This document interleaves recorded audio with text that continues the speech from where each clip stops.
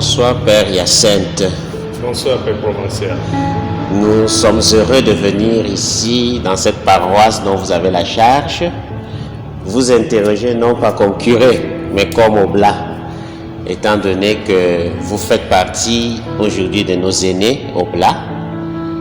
Et cette année, notre province célèbre ses 75 ans. Les premiers missionnaires sont arrivés en 1946. Nous venons donc vous écouter pour recueillir votre témoignage. Vous avez vu cette province grandir, célébrer 50 ans et aujourd'hui 75 ans. Quelles peuvent donc être vos impressions? C'est là la première question. Merci Père Provincial, merci pour ce grand moment vraiment d'entretien avec vous. Je suis sûr qu'il y a beaucoup d'aînés, il y a beaucoup d'aînés avant moi, mais j'ai quand même vu la province à partir du moment où je suis venu chez les Oblats en 1991. Je suis arrivé à Marois le 18 mai 1991 pour commencer le prix noviciat et pour apprendre le français. Je vous dis que c'est une action de grâce, c'est vraiment une action de grâce. Cette année 75 ans, ça montre que, comme l'archevêque de Garoua le dit, le temps passe vite et il fait son travail. Le temps fait son travail. C'est une action de grâce parce que, dans ma manière, j'ai vu quand même comment notre province a graduellement évolué. On est venu, c'était les pères français qui étaient là, dans leur simplicité. Ils étaient partout au nord, à l'extrême nord.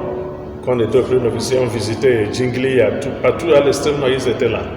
Ils étaient là, partout à Yagua.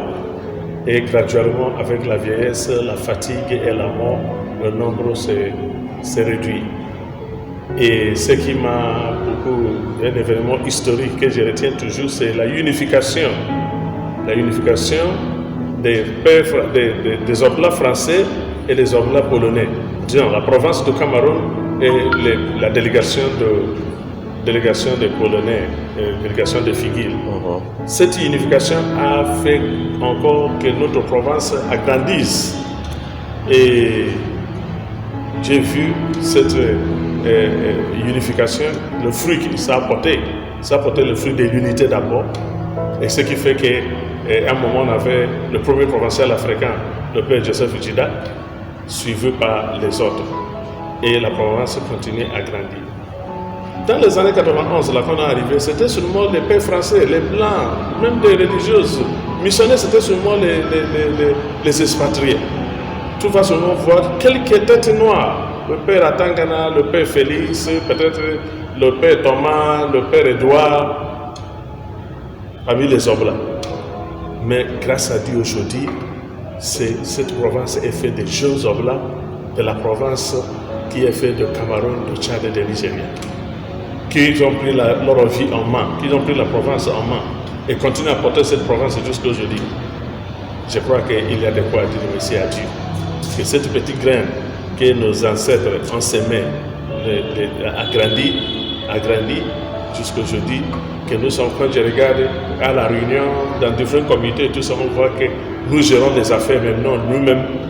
C'est vraiment, nous avons de quoi dire merci au Seigneur.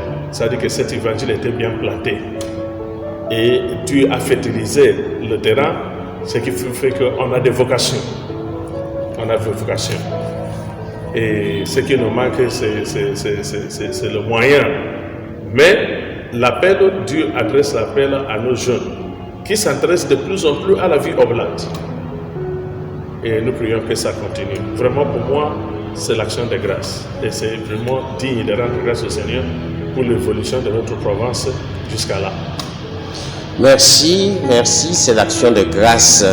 Et comme vous avez dit, ils ont annoncé Jésus comme une bonne semence. Ça a pris et un peuple s'est levé. Alors, cette année, nous avons choisi un thème, c'est « Avançons au large avec espérance ». Nous voulons avancer ensemble. Quand vous voyez donc la province du Cameroun aujourd'hui, quel conseil donner aux générations actuelles pour que chacun prenne la province en main? Le conseil que je veux donner à nous tous, c'est de ne pas perdre le courage, d'avoir le même zèle que nos anciens missionnaires qui sont venus au Cameroun, ils ont eu pour planter cette bonne nouvelle. Le même zèle apostolique.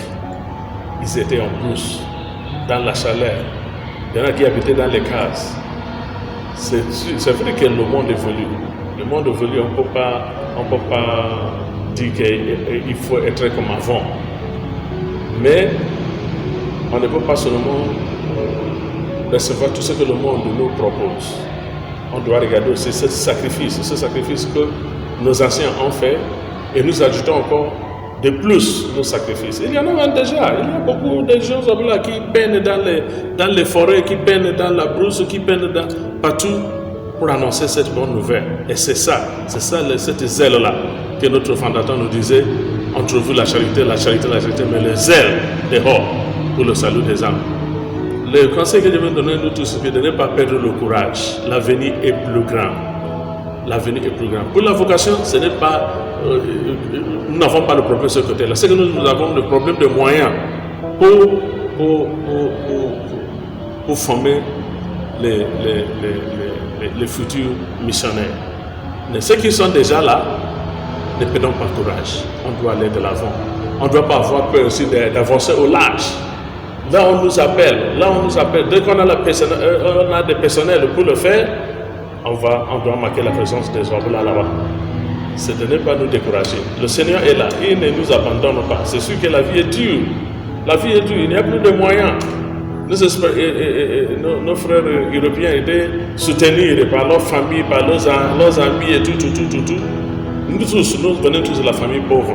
Mais dans cette pauvreté, le Seigneur nous demande de faire ce que nous pouvons faire, selon ce qu'il nous a donné. On ne peut pas faire de magie. Donc voilà pourquoi on ne peut pas perdre le courage. On doit aller de l'avant. On doit avoir l'esprit de créativité. L'esprit de créativité pour faire avancer notre province. Mon conseil, c'est de ne pas se décourager. On n'a pas le droit de se décourager. Merci Père, on retient cette parole, ne pas se décourager, avancer au large, l'esprit de sacrifice.